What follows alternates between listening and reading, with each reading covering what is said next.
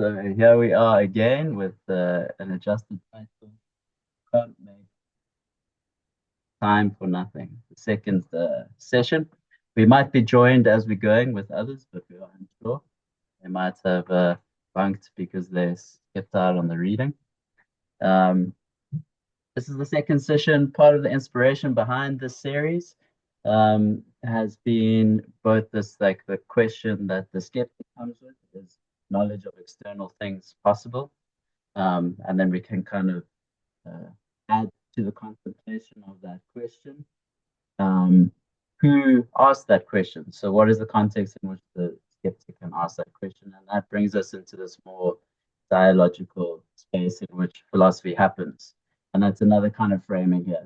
How do we make time for nothing? If we just play a little bit with the idea of nothing as like the going along with the sense that philosophy is useless and you can't make space for it because it's doing nothing. And so then, how do we make time for that activity that appears to be useless? But that's just kind of playing into a certain perception. Perhaps more to our endeavor and setting up a relational space. We're interested in how do we come to even approach the subject of time or to approach the subject of space in a way, in a fresh way. We're so embedded in our understanding of what it must be or how it is and the way that it structures our flows of our lives. But it's very hard to bring it into the space of reflection or deliberation or reason.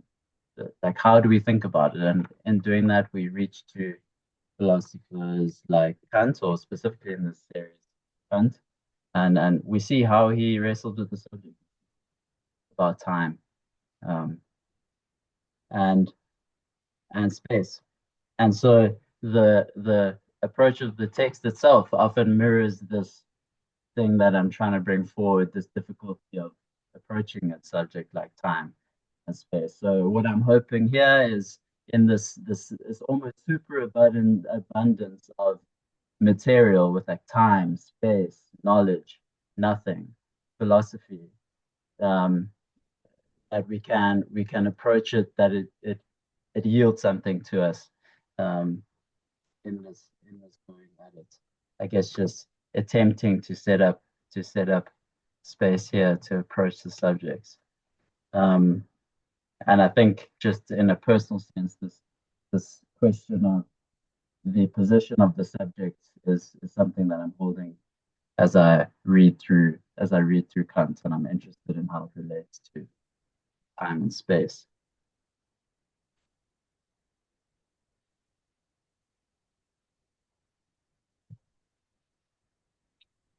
Okay. Great, yeah.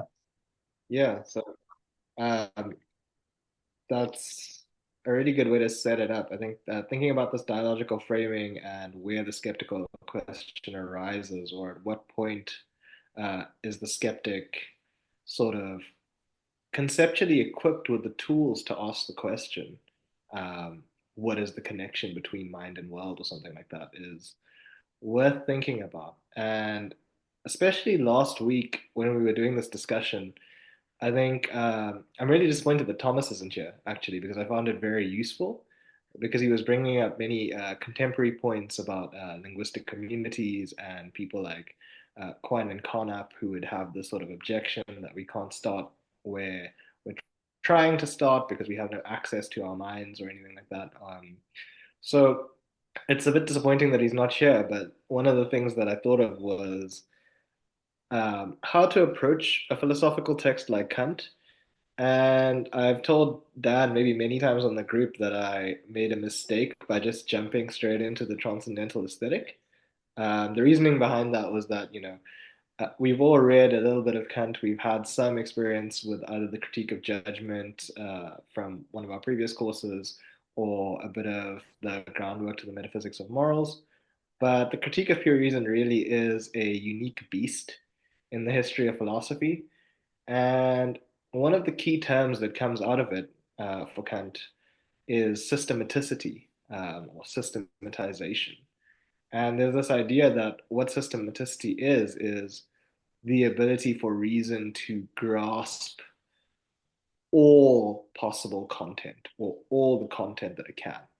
I'm not doing it justice, but there's this idea that reason has to be able to grasp everything that it produces out of itself as its own product. And so, with a systematic philosophy, there should be no gaps or any content left untouched, so to speak. We need to cover everything. And so, how this works usually, especially in the later German idealists, is that we begin from the most minimum or the most minimal aspect of reality and we build up through. When we were getting stuck last week on space, one of the difficulties was that we sort of had to know what we were trying to talk about in order to talk about it. There was this issue of sort of having a criterion for space and time or judge our own concepts of space and time.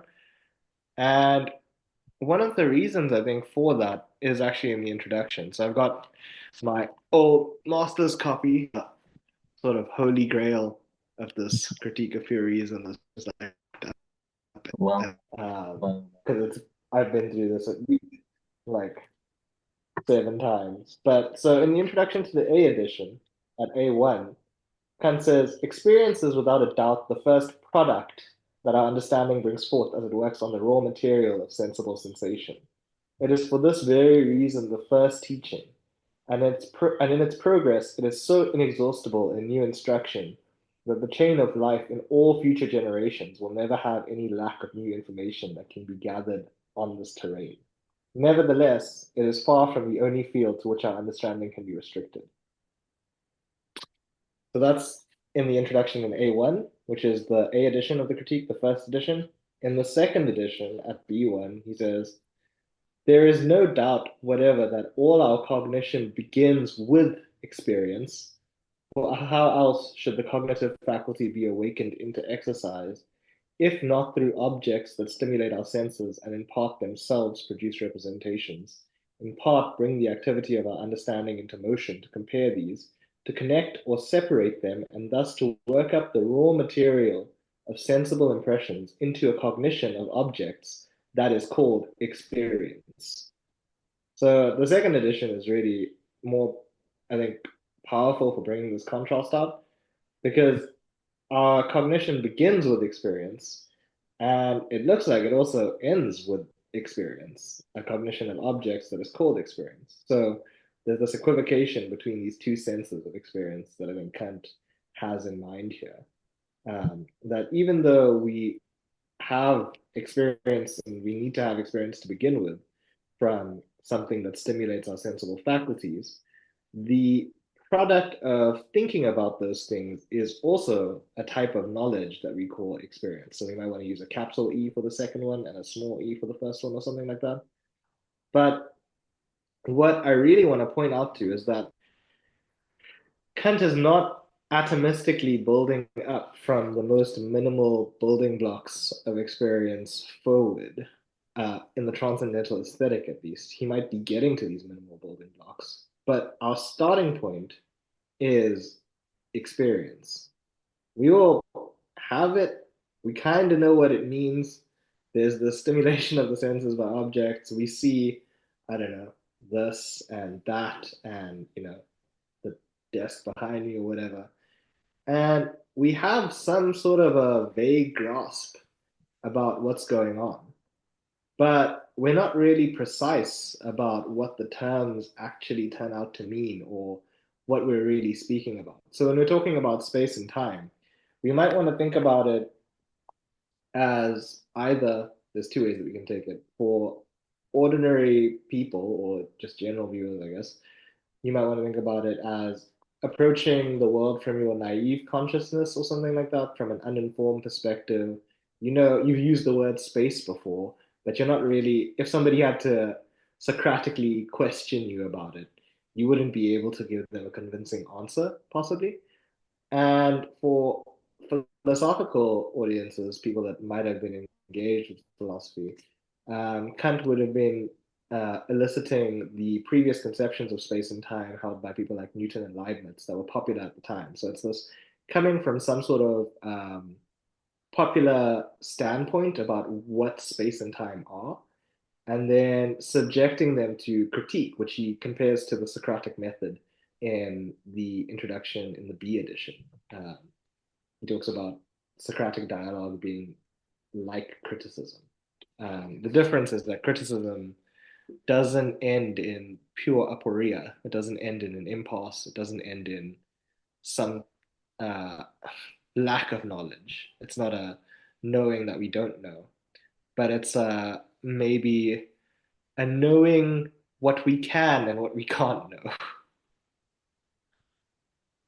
So I think that having that as a starting point might be a little bit more helpful. That instead of building up in the transcendental aesthetic, we are taking down and trying to Okay. find that like those bare minimums that underlie.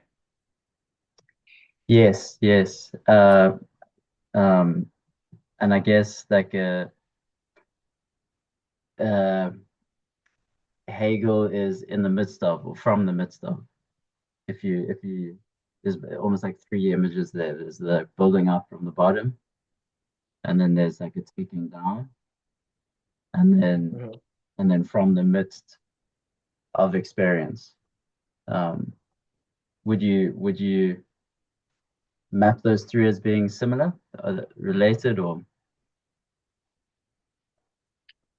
I wonder. I'm not sure how to characterize Hegel. I was rereading the Phenomenology of Spirit yesterday, and even though there is a taking down involved in the introduction, where he denies that we can't do philosophy like the dogmatic philosophers of past, which is referring to the same people like Aristotle, who just read off the character of being, and we can't do philosophy like the Kantian transcendental philosophers anymore, which he refers to as the epistemologists.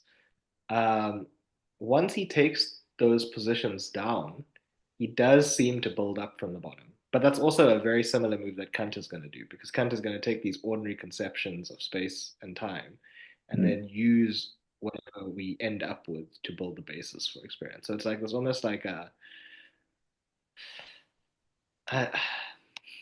not really sure how to say it. It's like a ground clearing, and then we yeah? start building on top of this foundation that we recovered from what was built there before.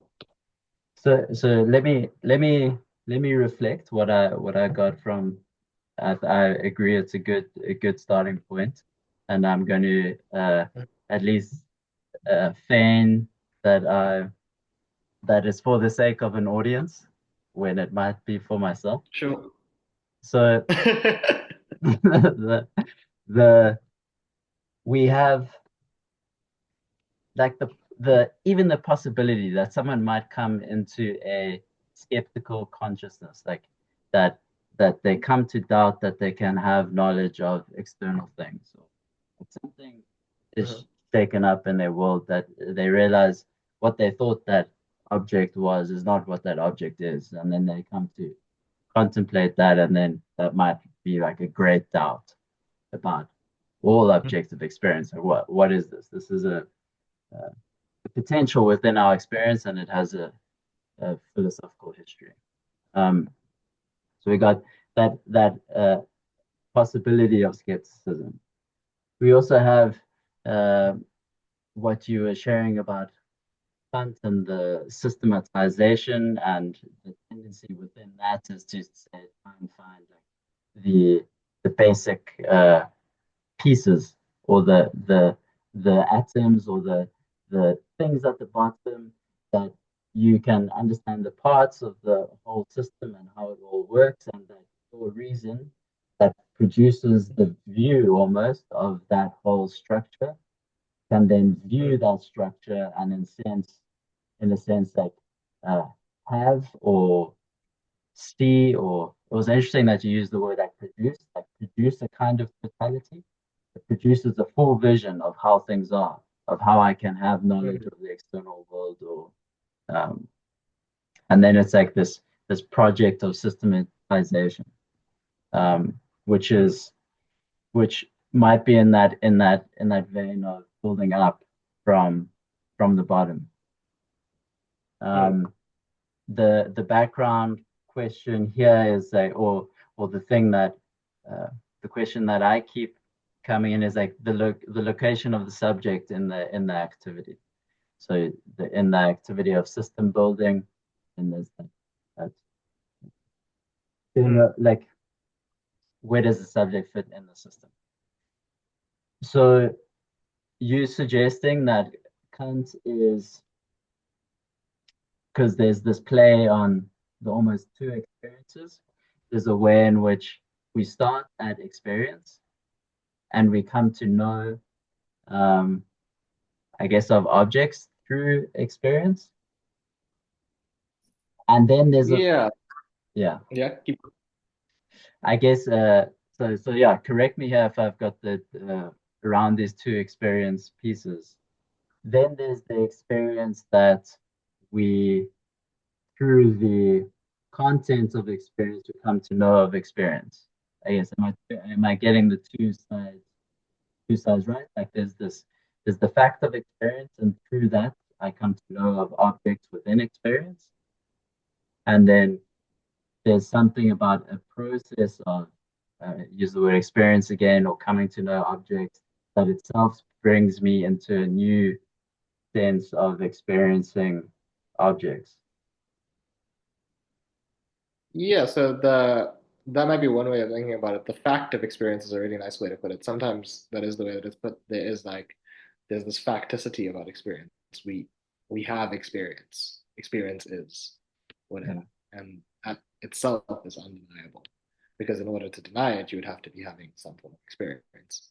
Um, so yeah, we start off from the sheer experience with we have some sort of vague idea about what we're getting about, but we come to reflect on it and then understand it in a deeper sense to really figure out what those objects are that feature in experience. Sometimes there's a distinction between uh, two sets of objects, but I'm not sure whether that distinction is worth bringing up because it's a topic of debate, and I don't know where I fall on it. But there's a difference between the German word Gegenstand and object, object. And Gegenstand is, I think, literally that which confronts or that which stands against, something like that. Whereas object is, I think, closer to what we normally use. And apparently, it might play an important role in the transcendental aesthetic, but I'm not sure. I can't speak to that too much. But what is worth talking about is these two senses of experience and what you were talking about with the skeptic.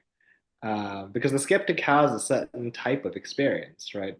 They have this experience, I guess, if you want to use the term loosely, and I think we should be at the beginning of the text, that something about experience or perception is unreliable, right? Descartes' meditating starts from the senses and throws up these illusions. The first one that he talks about is, I think, the straight sticks that appear bent in water when they're actually straight, or the planets that look small even though they're actually large, which is good. And then he goes, yeah, but we don't actually have to worry about those too much. And then he talks about when we look at our hands in good lighting, like we think that these are beyond doubt. But then we remember that in dreams, we've seen cases like this. How often do we see our hands in front of us and it looks just like it would as if I was awake right now? And again, not dreaming this weird Zoom meeting where I talk about nothing for an hour or so, even though it does kind of feel surreal in this way. And from those sets of experiences, they reduce the world to this mind dependent thing in and against or apart from the mind independence. And it's difficult to say what Kent is doing, whether he is following a similar route, because we are going to see that the objects turn out to not be mind independent things, things in themselves, but appearances at the end of the aesthetic. But in a completely counterintuitive way than the skeptics, we can think about what it means to begin with a transcendental aesthetic. So, in the introduction, Kant says that he's going to do an investigation of pure reason, and we don't have to worry about figuring out, you know, whether we can research everything about pure reason because pure reason must have access into its own workings or something like that. And I don't have the exact line, but at B26 in the introduction, again, he says, for that this should be possible, indeed, that such a system should not be too great in scope for us to hope to be able to entirely to complete it, can be assessed in advance from the fact that our object is not the nature of things, which is inexhaustible, but the understanding which judges about the nature of things. And this, in turn, only in regards to its a priori cognition, that supply of which, since we do not need to search for it externally, cannot remain hidden from us, and in all likelihood is small enough to be completely recorded, its worth or worthlessness assessed, and subjected to a correct appraisal. So there's this idea that we have sort of access to our own private mental contents, which is similar to what the skeptic is doing. And for Kant, the radical change is that since we have this private access to our own mental contents and that um, they can't be deceptive in the same way that external things can be deceptive, we can know the totality of what they produce, or we can know what they ought to produce by coming to know what our mental processes are capable of making. So we view the understanding or something like that as a mental activity or a capacity, is his word sometimes, um, which has a certain product. Like the product of the understanding is going to turn out to be thoughts. The project of sensibility is going to be sensation. So there's all of these things that we can know about them and we can know in advance because they belong to us instead of to the things. And I think he uses the word things ambiguously and object ambiguously, at least for like until the end of the aesthetic, because it's unclear from the bare experience what the things are, whether they're things in themselves or appearances or mind-dependent entities is itself a question to be answered in the progress of this investigation. Um, which, let me just say a little bit more about the oddness of beginning with the transcendental aesthetic. So he starts off by saying we're going to investigate pure reason and we're going to self-reflexively look at our private mental contents or whatever you want to call them. And he talks about how we can survey the entire understanding. But the transcendental aesthetic is a investigation of sensibility. So it's an investigation of sense in some, you know, usage of that term. And sensation or sense data is usually thought of as deceptive throughout the history of philosophy. Not only that, but we're supposed to be investigating pure reason. So why on earth begin with the senses?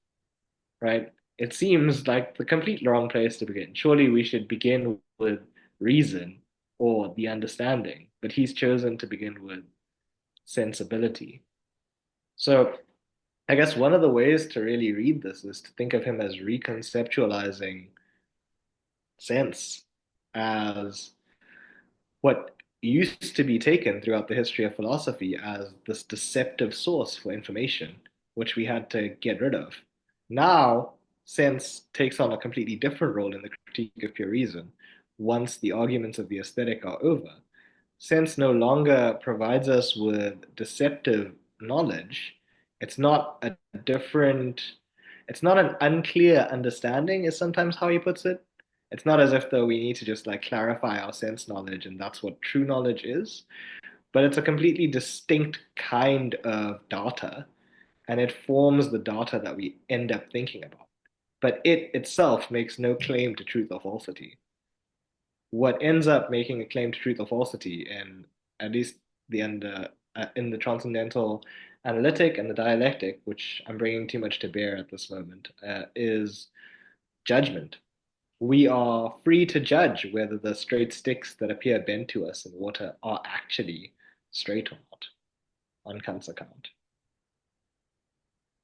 So, yeah, one of the Yes. ways to think about rereading the aesthetic. Okay, epic. So there's uh there's a very specific question there. I hope it comes back. Um, but it was in terms of a contextual, in terms of the context of the dialogue, it's like I was noticing myself um, already being persuaded of the possibility of a skeptic, but then also noticing that there might be a work in terms of like bringing out why one should doubt sensible objects, like why one should come to doubt them, because that's not obvious. So there's something about Yeah. the like philosophical context that um, it almost takes that for granted. I was noticing how I was just kind of happy to um, go Mm. along go along with that. It's like yeah, I've been to enough times by the same to, to not Yeah. go through the movement again or the process, but then I was uh, realizing that there's a pedagogical function perhaps of continuing to do that. That might link into what you were saying at the end in terms of this like going to the senses or bringing I'm saying it in the sense bringing reason to bear on the senses in a way that recovers something of oneself in relation to the way that senses can perceive knowledge. And what I was hearing is that is that you can come to judge sense. You can judge your sensation, or there's some kind of, and I have to use the words like a higher order relationship to sense data that you recover in thinking about sense data.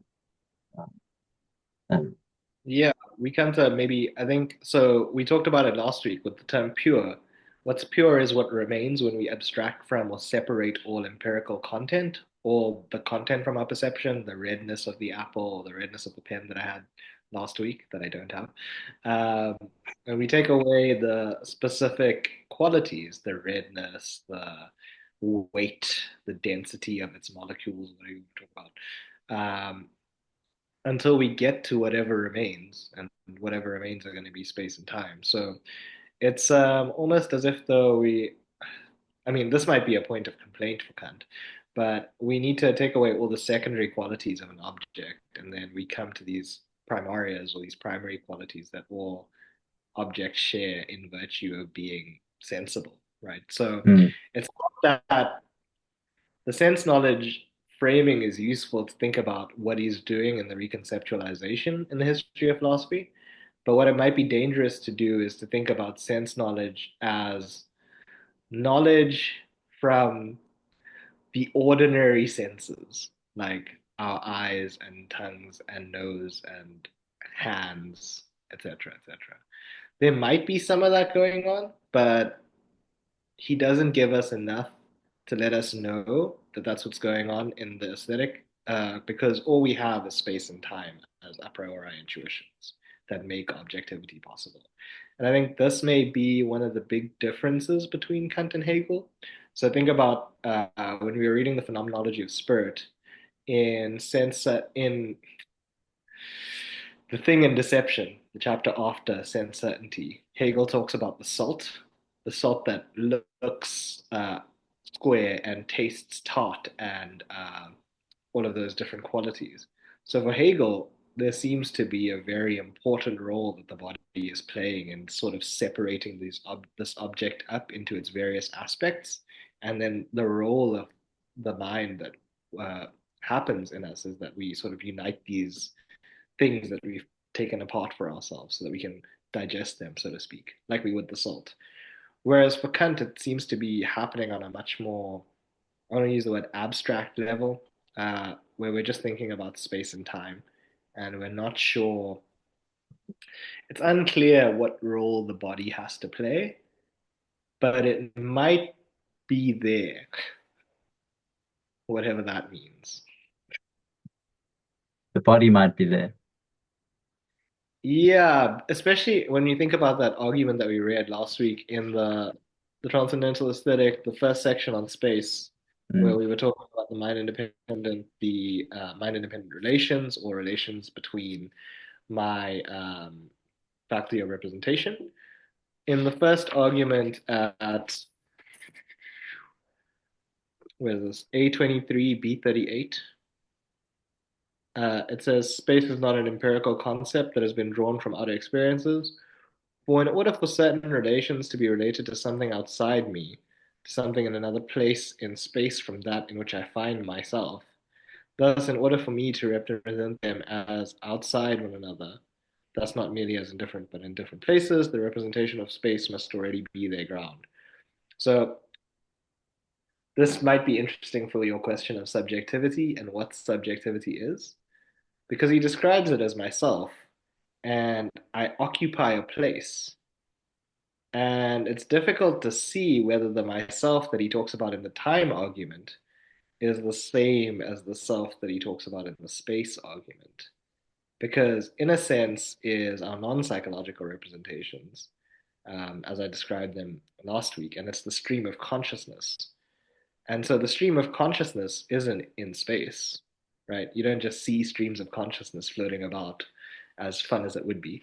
Um, but you just have a stream of consciousness. Um, and not all of the content that's in your stream of consciousness, your pleasures, your pains, and stuff like that, appear in space.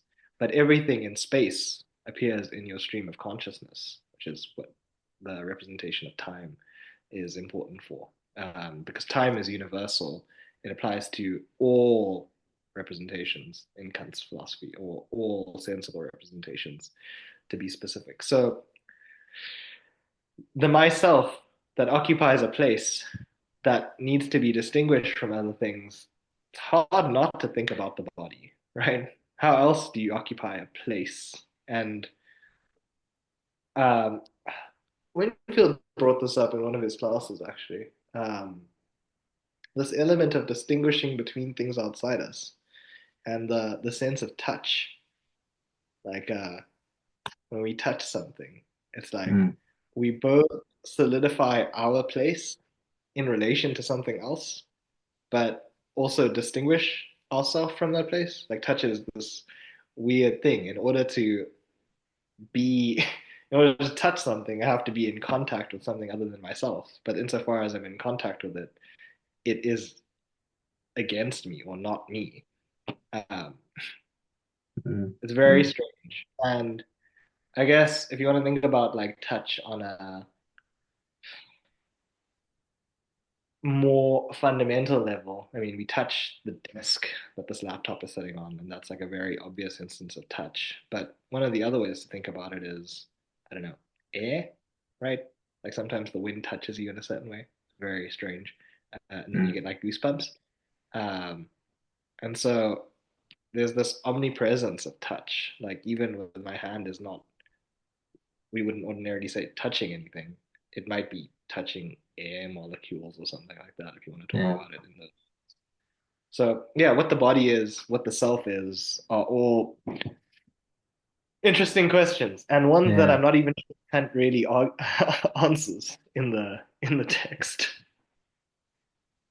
So uh, let me reflect again. It's like uh, this this.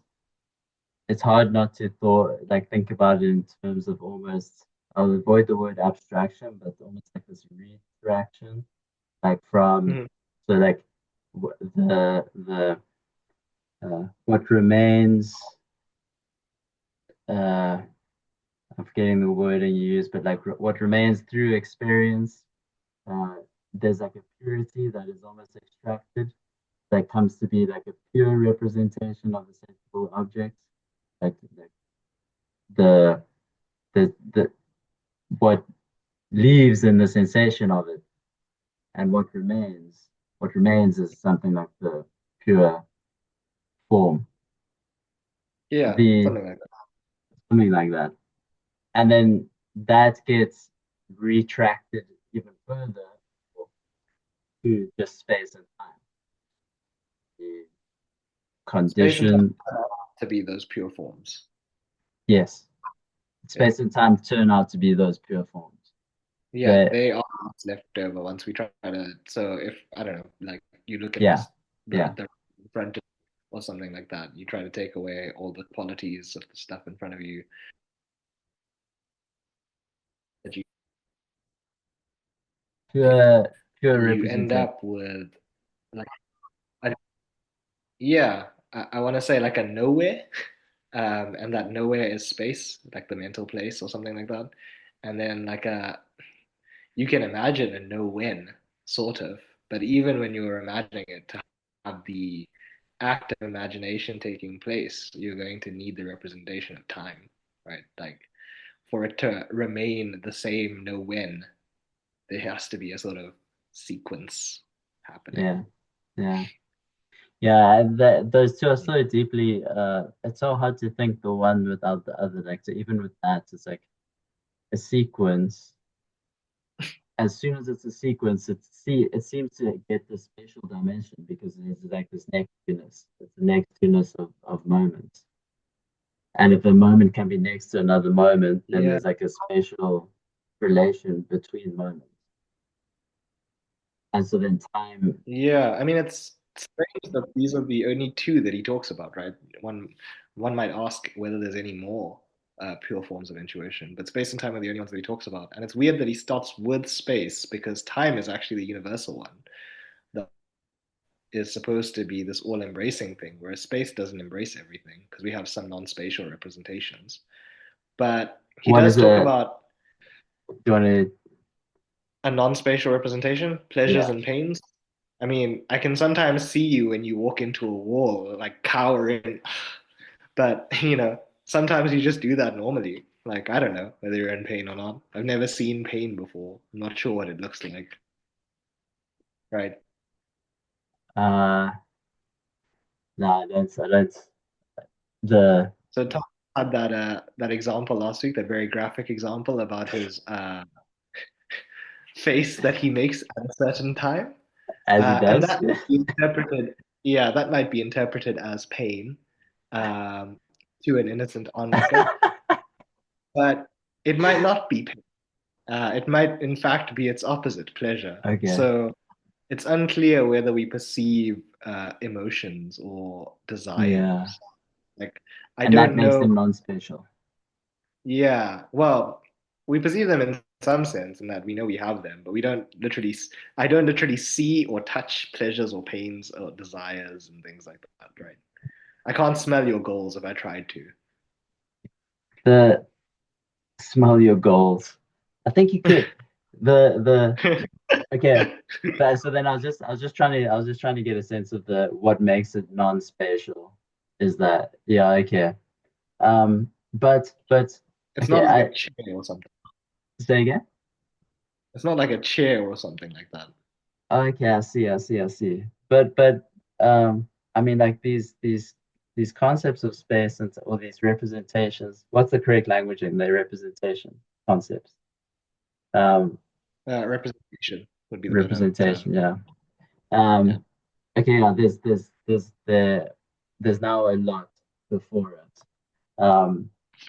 So the, I do want to mention one more thing before you carry yeah, on. Sorry, yeah, just about the sort of unity of space and time that you're talking about or hinting to. yeah, At 833B50, I think it's page 163 or something like that of your text.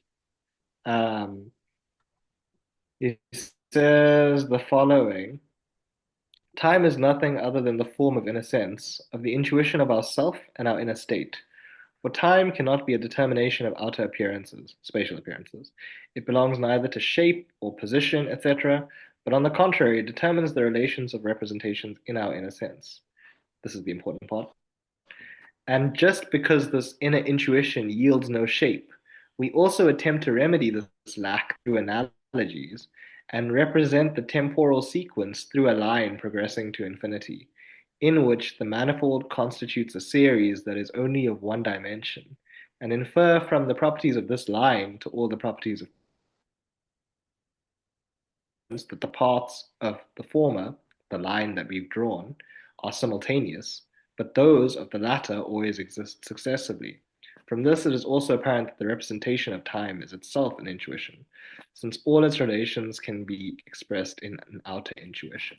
So time almost has this weird doubling in this passage after the conclusions, and it does so because any shape and we can't really conceptualize what it looks like. So we try to fix this lack by representing it spatially by drawing a line that proceeds to infinity.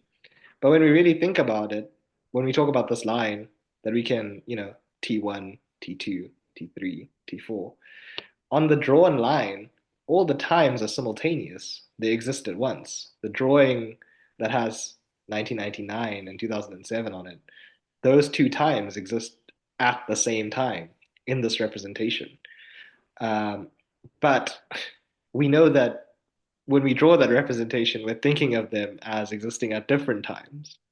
Mhm. So it's like we're trying to represent time, and this is the word representation is difficult because you can have a representation of a representation, and I think that's what he means in terms of the analogy that we draw a line to represent Yeah, it. yeah, yeah. That's where like the terminology that Kant is using. It's like uh, you can represent because time and space are representations in the system. Mhm. Then you're speaking about a representation of a representation because we struggle to conceive of time. And this there's a two two this Cadell Last from Philosophy Portal wrote a book, Systems and Subjects, which Mhm. links to earlier consideration. And then there's another uh, thread of I don't know, influence or like a shift from an optical fascination almost, or an optical emphasis in philosophical thinking, which you made Mhm. me think of when you spoke about touch, and which might be like Mhm. coming up in this thinking about time. You know, we try and think about time, but we apply these spatial, optical ways of thinking about it. So think about it as like a line, or like something that progresses like that. Where that's it's Mhm. it's kind of not it's not suitable because it well what does it do? It's like it produces it, it's well yeah what can we say about that like why because it doesn't get at the nature of time, Staticize. staticizes time. Well, I guess it's not that it doesn't get at the nature of time because it is a representation of time. So it's doing its best to get at the representation of time.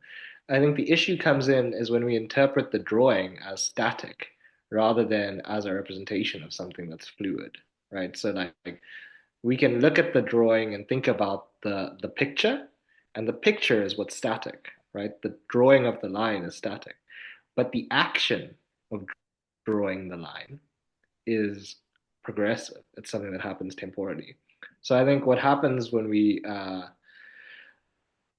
the problem with the drawing of time, if you want to call it that, is that we can conflate the picture for the activity, right? What we should be thinking about when we look at the picture of the line going to infinity is the act of drawing it, the mental process of picturing it, Yeah, rather than the solidified static picture that ends up at the end. yeah.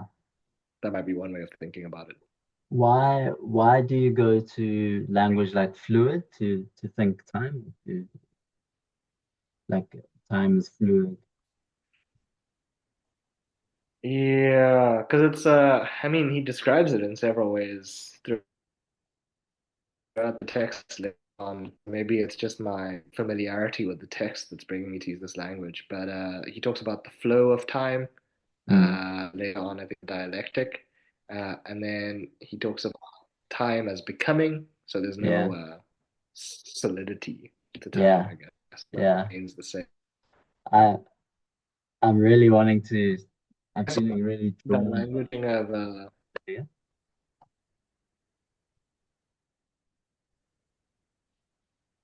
Uh,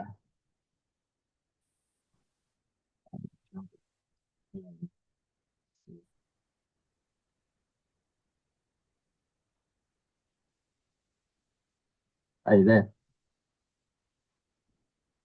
are you back? Am I back? I'm back. You're back. Yeah, I am. I can hear you again. Great. Yeah, you said The you were feeling really drawn to something before I cut out. time, the time to this subject, because it's like this, it's like a non-spatial flow. Like, how do you that with if I like my tactile Well, sense of again, flow? uh, Yeah, yeah.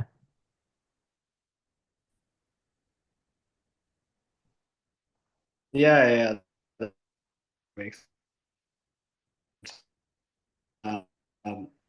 But the other way that I've been describing inner sense, I guess, is as a stream of consciousness, right? Like we talk about the stream of consciousness, and that's like also got this just like this fluid nature to it, as if though it's a stream, right? Yes. Like consciousness is shifting. How do you know it's shifting though? Like,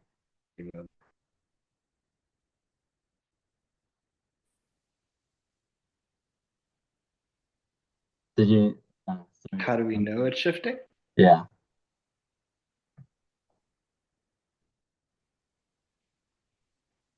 Um, I'm not sure that we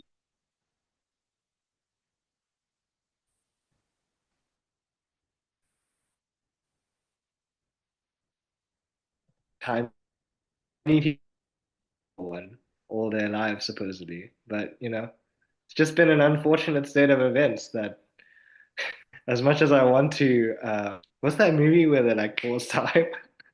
I just haven't been Uh, able to as much as I try. with the remote, with the Yeah, okay, yeah. So then, like yeah. The like we can imagine scenarios like that, right? But like even to imagine this scenarios, yeah. it'd be from the state of imagining that's to the, For sorry, it's it's I think it's just real to get out of the stream. this it's jumping quite a bit my connection. So uh, I think it also on the recording is jumping a bit too, but I'm getting uh key pieces of what you're saying, and it's like this the example that you used of the movie with the remote. It like puts me in mind of the sense that the sense of time almost comes from the unwillingness to be in time. It's like it's some there's like this the punctuations of time or um there's something so insistent and pervasive about it that that there's almost like a natural impulse to try and arrest, like to try and arrest time, to try and like in some way, um, I don't know, Hmm. like not stop it, well maybe stop it, but also just like to give a shape to its flow or to even become aware of it by arresting it. It's like it's Yeah, yeah, it's a scary, it's just the yeah. I mean I that think takes the it movie example is also really helpful. yeah. Yeah, continue. No, I was just gonna say, I was just gonna like What are you that gonna? brings like an existential dimension, but then the existential dimension Yeah. reveals the. But yeah, what was the music movie I was example doing thinking for you? I was thinking about the movie example, and you were talking about like how we want to like how time insists and how we like necessarily want to stop it or get away from it or like turn back the clock. All these turns of phrase that we have, um, and I wonder like one of the maybe values of Kant's philosophy might be thinking about ways of escapism, right? Like you asked that question, like how we know we're in time. Um, and it's just, you know,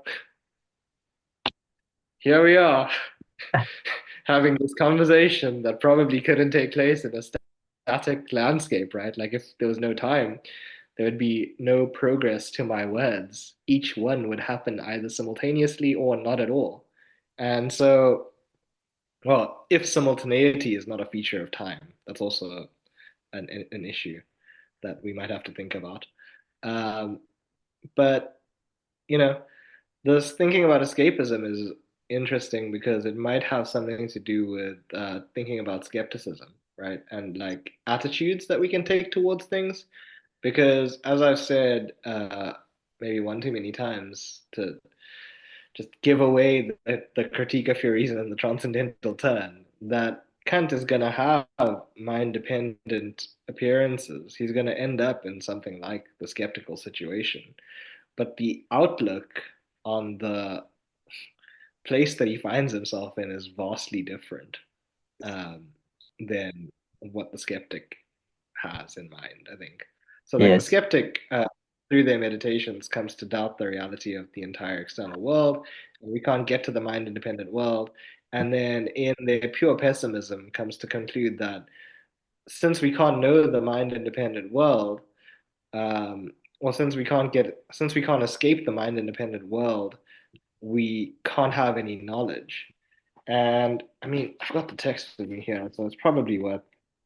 This is a lot of referring to things that you don't have to read, unfortunately, because we didn't do the introduction. But let me see if I can find this quickly. This is actually this. this um, Just give me a second. Here we go. I mean, there's two passages, um, but we shall see how those go because I didn't plan to read these. So, in preface to the B edition, he starts talking about the only science that like stands firm for him is logic. Like logic is the only complete science that we've attained, and it's been complete since Aristotle. And the only issues that have been like around for Kant is that people have tried to add stuff to that. Like they should have just left it alone, and they shouldn't have added anything about psychology or like hindrances that we can have when we reason. And he says at just above the X, which you don't have, for the advantage that has made logic so successful has solely its own limitation to thank, since logic is thereby justified in abstracting, is indeed obliged to abstract from all objects of cognition, all objects of knowledge, and all the distinctions between them. And in logic, therefore, the understanding has to do with nothing further than itself and its own form. So, what logic is for Kant is a sort of thinking of thinking. The understanding comes to think about itself by abstracting from all content of knowledge. And then just a little bit later down the page, he says something like this. Insofar as there is to be reason in these sciences, something in them must be known a priori. And this cognition can relate to its objects either of two ways, either merely determining, specifying the object and its concept, which must be given from elsewhere, or else also making the object actual. The former is theoretical, the latter practical cognition of reason. So theoretical cognition, theoretical knowledge determines an object, whatever that turns out to mean, whereas practical knowledge is going to make its object. So when you act in the world, you bring an object into being. Right? But later on, sorry, this is a long set of readings. He talked about mathematics and physics are the two theoretical cognitions of reason that are supposed to determine their objects a priori. So mathematics and physics are meant to be exemplars of theoretical knowledge. They're meant to show us what theoretical knowledge is all about. The former, mathematics, entirely purely, without any empirical content. The latter, at least in part, purely, but also following the standard of sources of cognition other than reason, whatever that means. Mathematics has, and this is the interesting paragraph, from the earliest times to which the history of human reason reaches, in that admirable people, the Greeks travel the secure path of a science. Yet it must not be thought that mathematics was Yet it must not be thought that traveling the secure path of a science was as easy for it as for logic, in which reason has only to do with itself, to find that royal path, or rather itself to open it up. Rather, I believe that the mathematicians were left groping about for a long time, chiefly among the Egyptians, and that its transformation is to be ascribed to a revolution brought about by the happy inspiration of a single man in an attempt from which the road taken onward could no longer be missed, when the secure course of a science was entered on and prescribed for all time and to an infinite extent. The history of this revolution in the way of thinking, which was far more important than the discovery of the way around the famous Cape, actually the Cape, and of the lucky one who brought it about, has not been preserved for us. But the legend handed down to us by Diogenes Laertius, who names the reputed inventor of the smallest elements of geometrical demonstrations, even of that, according to common judgment, stand in no need of proof, proves that the memory of the alteration wrought by the discovery of this new path in its earliest footsteps must have seemed exceedingly important to mathematicians and was thereby rendered unforgettable. Here we go. A new light broke upon the first person who demonstrated that the isosceles triangle, whether he was called Thales or some other name, for he found that what he had to do was not to trace off what he saw in this figure, or even trace its mere concept and read it off, as it were, from the properties of the figure, but rather that he had to produce the latter from what he himself thought into the object and presented through construction according to a priori concepts.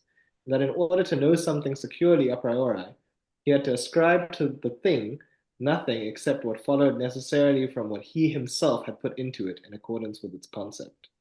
So, long paragraph, but the big shift in thinking is someone, maybe Thales or someone like that, realized that in order to figure out stuff about the isosceles triangle, they didn't have to study this drawing in front of them anymore. They didn't have to study the triangles in nature because doing so would be empirical and would get the same empirical evidence. Instead, they had to think about the act of producing the triangle and consider only those features that belong to the triangle in virtue of its production or something like that. And space turns out to be the place where we can construct things later on in the text. But the revolution is really important because he compares that to the Copernican revolution. So you know the story about Copernicus and Ptolemy. Yeah, yeah, I think so. The something about the sun. Worth even if we don't get yeah, it's worth talking about even if we don't get to it.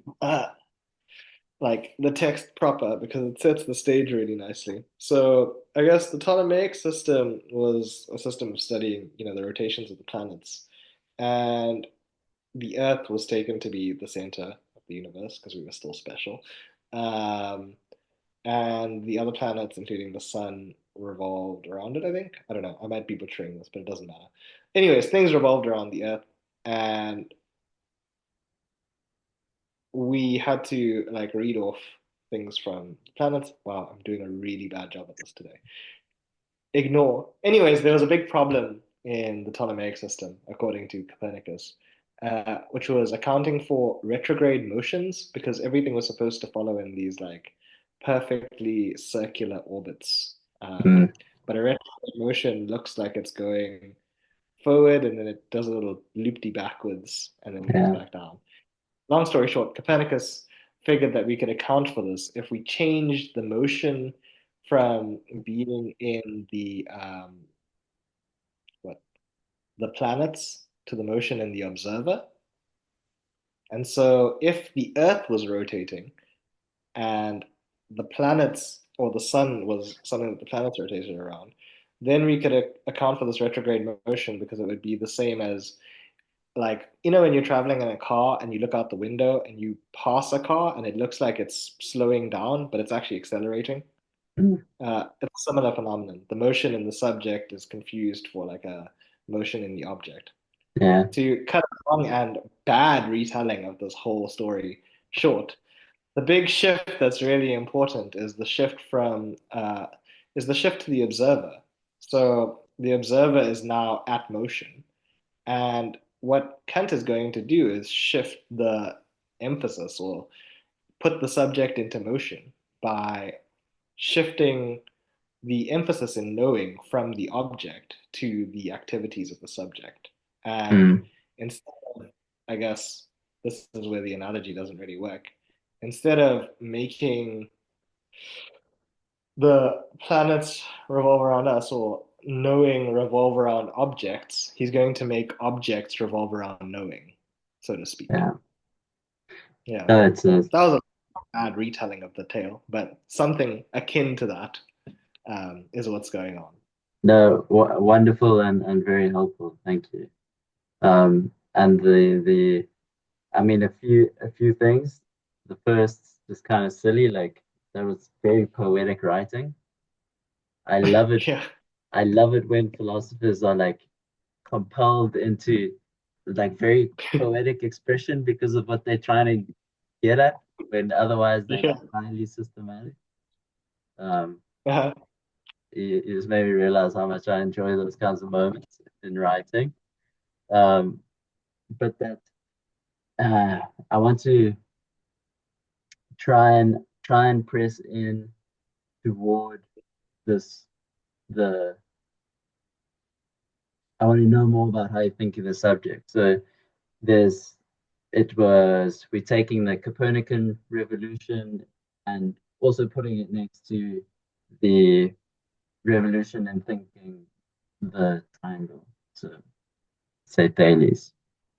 So the what happens there in the way that the thinking of the triangle changes? There's something.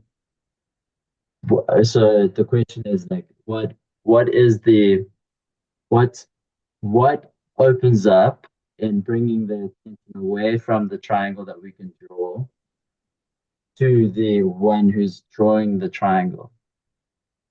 Then what? Yeah. The activity or whatever. It might be a mental activity, so you might not have to physically draw it. You might be able to draw it with your mind's eye, so to speak. Yes, Like you okay, get yeah. um, um, and so Kant finds it useful to talk about this mathematics stuff because I guess back in the day, people used to think that mathematics was necessary and universal. It applied to all objects, and it held a source of truth, right? Like mathematics is sometimes taken as a paradigm for truth, not so often anymore. Um, but we say 2 + 2 = 4, and that's always going to be the case. Or we say the interior angles of a triangle equal 180 degrees, and that's always going to be the case. But if we had to figure that out, the second case, from the drawing of the triangle, well, what do? We get our protractor out and we measure the interior angles, and we find out that it's like 181 or something, you know, or Mm, 179. When we draw a physical triangle on a piece of paper, it's never going to be perfect. It's not like triangularity itself writ large. It's mm, just a drawing. Um, and if we wanted to compare that to other drawings and say that the interior angles of a triangle are 180 degrees, well, that's a necessary and universal statement. So what that should apply to is every single triangle, right? But Kant's problem is that if we had to get that from experience, we could only say the interior angles of a triangle are equal to 180 degrees so far. mm. Like you draw another triangle and then it turns out all along it wasn't 180 degrees. Oh no, what have I done? A new species of triangle. And actually, that's the reason why people don't believe the aesthetic anymore because I think it's the shift from Euclidean geometry, which is on a flat, like a plane surface, to Riemannian geometry. I don't know if you know anything about Riemann, um, but it's figures on a sphere, and if you draw a triangular shape on a sphere, the interior angles aren't equal to 180 degrees or something like that. It changes the geometry a little bit. Ah, So then the question because becomes, yeah. I guess, or something like that. Say the question again. The question then becomes, and I guess the question of why people break from Kant is, what's the right geometry? Yeah, Um, yeah. is there a necessity in mathematics, or is it just relative to the system that we're talking about? Like, if a triangle can be 180 degrees in Euclid, but not in Riemann's geometry, then should we take this stuff seriously? There's a Philosophers meme. have a lot of problems. Say again? Yeah. No, I was just saying, like philosophers have a lot of time, like to lay into like weird Geometry. and Yeah. yeah, There's a meme of this like guy who's well dressed and he's like it's like a say no, you know those say no memes? Like say no to yeah, non-Euclidean geometry. And it's got all these curved lines and these. yeah. I mean, things like I think some of the axioms don't work out anymore. Like perpendicular lines never meet. I can't remember which ones it is, but Yeah, like certain axioms don't work anymore, and all of those things have to be like shifted. So it's a different mathematical system, and it throws into question the very pursuit that we're taking up. yeah, But it might be, I don't know, sometimes it's worthwhile to hold off until after the pursuit is over to figure it out. yes, yes. Sometimes it's not, I guess. But There's yeah, a so that yeah, consideration shift from the perception of the triangle to the mental image of the triangle that we produce out of ourselves is we can again it's that the big assumption is that we have access to our own mental acts, right, or whatever that is. okay. Like we can understand or grasp our own mind's actions because it's our mind. This also gets thrown into question later on with things like Wittgenstein's private language argument and stuff like that. So Yeah, these are yeah, the yeah. on the Yeah, I mean it's important to just like put stakes in the ground so that you can coordinate yourself. But the but it's so I mean for instance like a visual representation is also in some sense like an object that one can then um consider. yeah.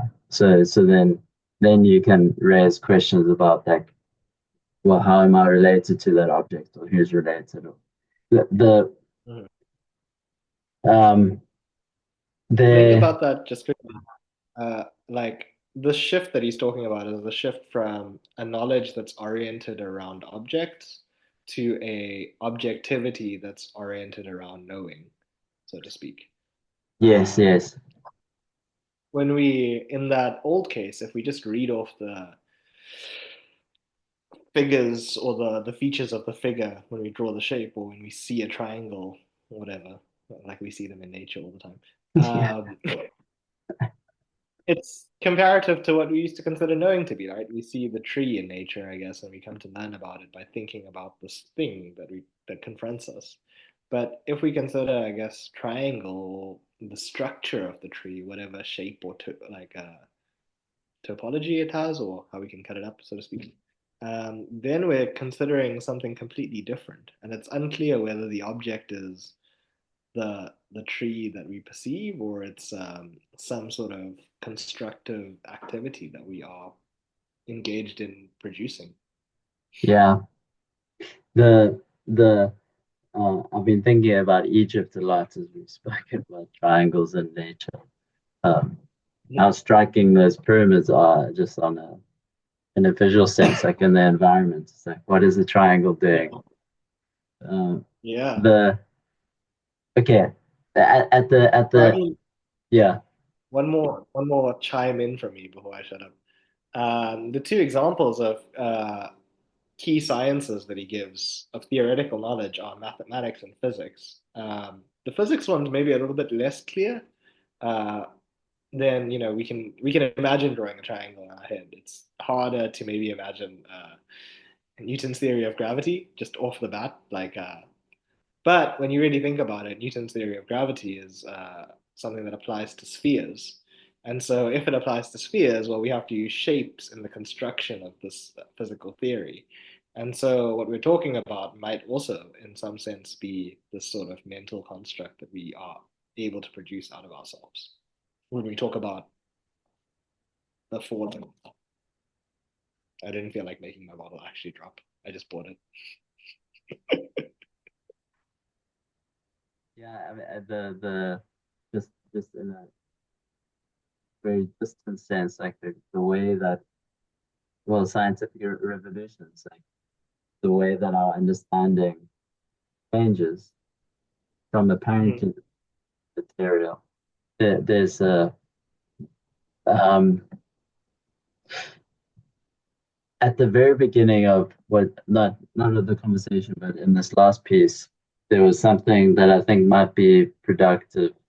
Um, there's something about like the possibility of coming into a solipsistic relationship with knowing and others, or like if we liberate knowing from the objectivity of the object itself, so the object Mhm. that is there, which is Mhm. uh, kind of how we frame the transcendental turn, then Mhm. then knowing, or what do you say, like objectivity comes to the it comes to be um, uh, you would have the more precise way of saying it, but in some way the objectivity comes to be sent, and we have the Copernican kind of image to help understand the nature of the shift. So it's not that the sun is orbiting us. It's not that like the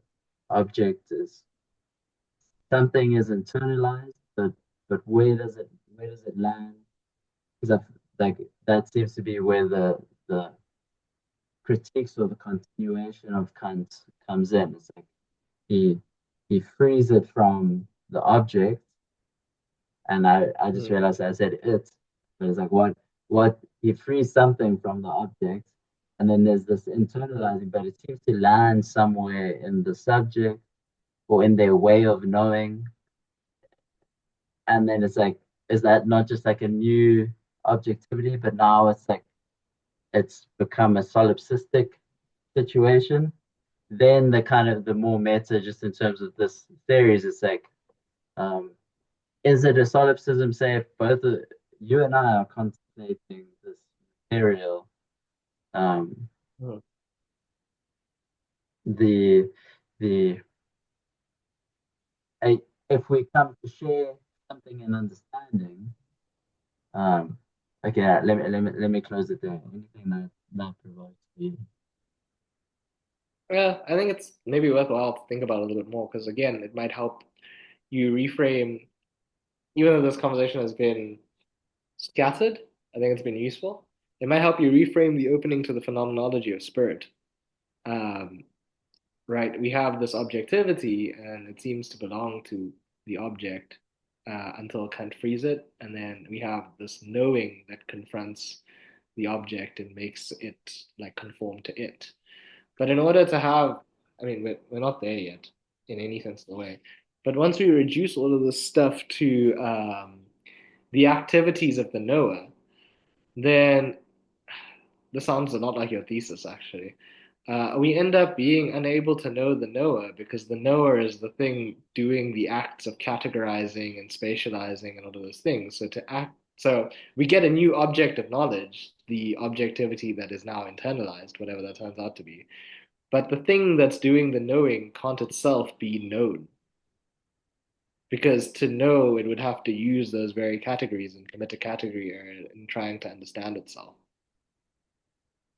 There's a just to link with the conversation that we had on time just a little bit of time ago, in terms of the Mm. sense of like the apparent insistence of time, and that our sense or our Yeah. touching of time might be this phenomena of resisting time or trying to arrest it. Mhm.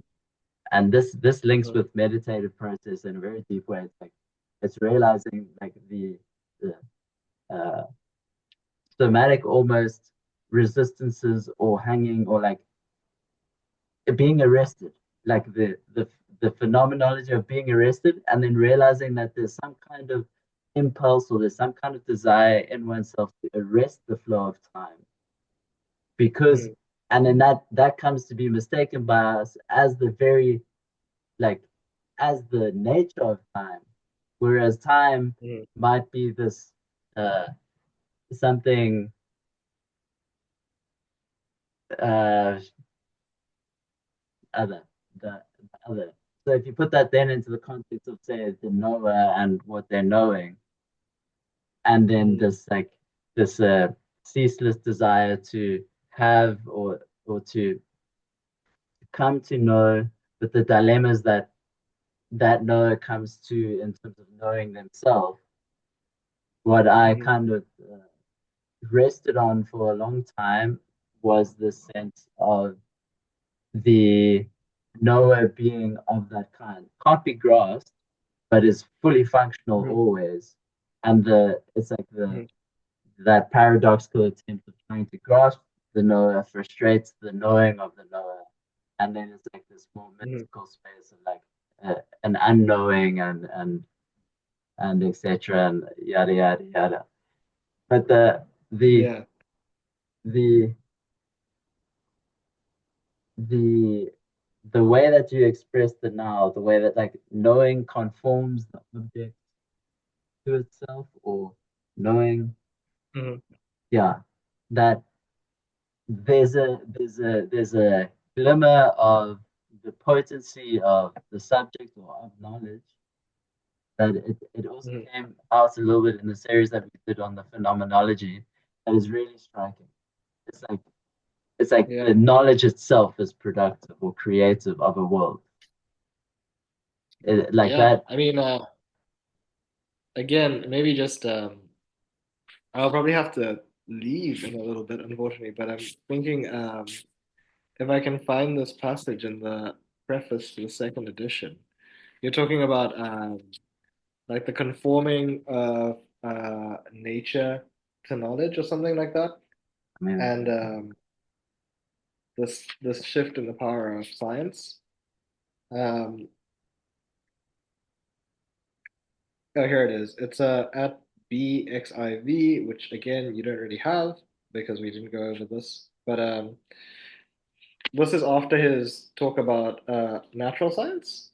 When Galileo rolled balls of a weight chosen by himself down an inclined plane, or when Torricelli made the air bear a weight that he had previously thought to be equal to that of a known column of water, or when in a late time Stahl changed metals into calx and then changed the latter back into metal, by first removing something and then putting it back again, a light dawned on all of those who studied nature. They comprehended that reason has insight only into what it itself produces according to its own design, that it must take the lead with its principles for its judgments according to constant laws, and compel nature to answer its questions, rather than letting nature guide its movements by keeping reason, as it were, in leading strings. For otherwise, accidental observations made according to no previously designed plan can never connect up into a necessary law, which is yet what reason seeks and requires. This is the line. Reason, in order to be taught by nature, must approach nature with its principles in one hand, according to which alone the agreement among appearances can count as laws, and in the other hand the experiments thought out in accordance with these principles.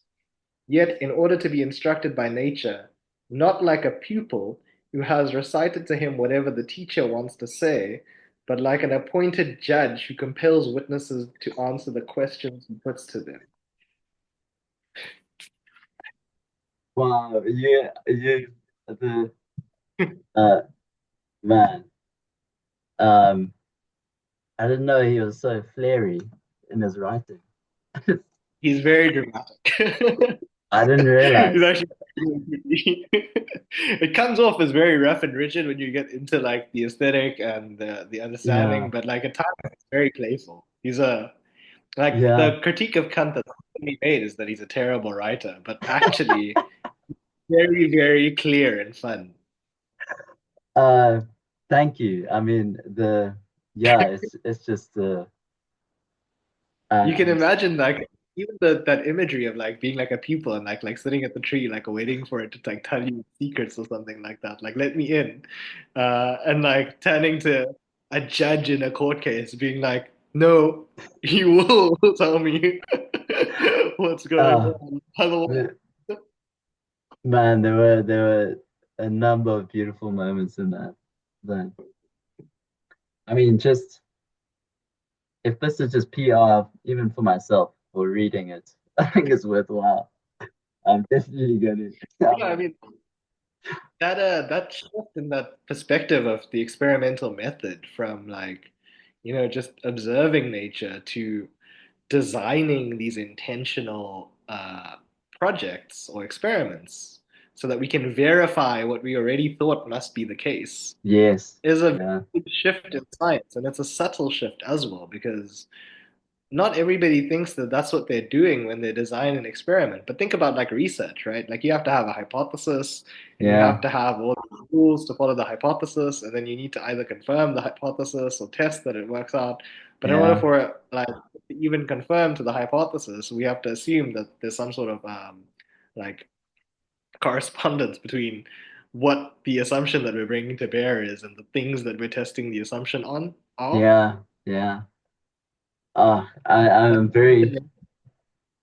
very glad you've brought out this dimension because it kind of links with the conversation in the pre-recorded space of like um this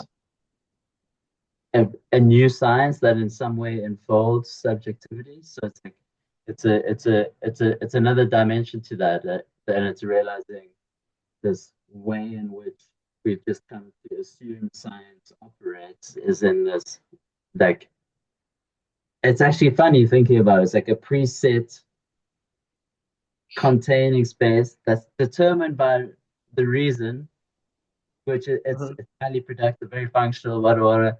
But like in terms of knowing the reason that determines it, it never. Uh, I don't know if that's the way to express like the limits of it or where it frustrates itself, but it's like it's it's this the question that I'm with is what it would look like because there's these kind of fantasies that can be had about more indigenous ways of life and like their way of being with the natural world and like the observations that are made of it. And it's something that isn't in this constructed hypothesis way. Maybe not, or maybe it's a different relation to the hypothesis or like a manner of approach. And Yeah. it's very nice that this theme of approach or like how to even approach is coming around Mhm. at the end of the conversation. Yeah. That's like very much, that's very much like making time for something, for Yeah. nothing. Yeah. Like Yeah. how do you even approach a subject like time, like space? And like, luckily, Yeah. some time ago, people tried it and they left us this writing. Oh, Yeah. and then, but then there's also the raw, like the raw experience or experience itself. And so, Yeah. And like the trying to conceptualize whatever that is. Like the trying to we start out and it just like happens and we get so long like eventually we end up at some place along the road and we sort of have this weird inward turn where we're like, wait, no, what's really going on here? And that moment of like conceptualization sometimes I guess never happens, but like for when it does, or for those of who it does happen to, I think it can be really productive when you start to ask those sorts of like questions, right? Like, what is time? How I always think of, and this might be a terrible but also a fun place to end. Um, there's that Talking Heads song, um, where he like talks about, and you might find yourself in the driver's seat of a large automobile, and you might find yourself with a beautiful wife in a beautiful house, and you might ask yourself, "How did I get here?" It was just such a good song. Like really characterizes the whole philosophical experience. Like it's like I guess that's also why the dreams like analogy is so powerful. It's like this wakefulness that just happens, and afterwards you just have to ask the questions. sure, sure. And you gave me a David Lynch vibe in the Talking Heads. It'd be nice even just to name him. Um, Yeah, sure. Oh man. Well, that's yeah, a good place to end off. Um, yeah. apart from seeding the next step, but I guess that will come up in time. But yeah, thank you. Let me close off here.